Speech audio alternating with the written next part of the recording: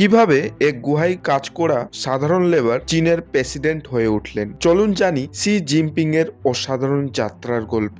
Xi Jinping তার জন্ম 1993 সালে। তার বাবা ছিলেন চীনের কমিউনিস্ট পার্টির একজন শক্তিশালী ও প্রভাবশালী রাজনীতিবিদ। সেই কারণে শি জিনপিং এর জন্য এক আরামদায়ক ও সুবিধাময় জীবনের নিশ্চয়তা ছিল। কিন্তু 1968 সালে সবকিছু বদলে যায়। তার বাবাকে অ্যান্টি পার্টি অ্যাক্টিভিটিজ এর অভিযোগে গ্রেপ্তার করা হয়, আর মাত্র 15 বছর বয়সে শি জিনপিং কে পাঠানো হয় রি এডুকেশন প্রোগ্রামে, যেখানে তাকে কঠোর পরিশ্রম করতে হতো এবং তিনি 7 বছর একটি গুহায় লেবারের কাজ করেন। এরপর নিজের সুনাম পুনরুদ্ধার করতে তিনি কমিউনিস্ট পার্টির সদস্য পদ নিতে আবেদন করেন, কিন্তু বাবার অতীতের রাজনৈতিক অবস্থানের কারণে তাকে 10 বার রিজেক্ট করা হয়। অবশেষে 1974 সালে তাকে গ্রহণ করা হয় এবং একটি গ্রামের সেক্রেটারি হিসেবে তার রাজনীতি ক্যারিয়ার শুরু হয়। তিনি প্রায় 200 জনের একটি গ্রাম পরিচালনা করতেন। সেখানে তিনি বায়োগ্যাস, পিটস, কুয়ো এবং নানা উন্নয়নমূলক কাজ করেন। তার দুর্দান্ত কাজের রেকর্ড দেখে তাকে গ্রাম স্তর থেকে কাউন্টিং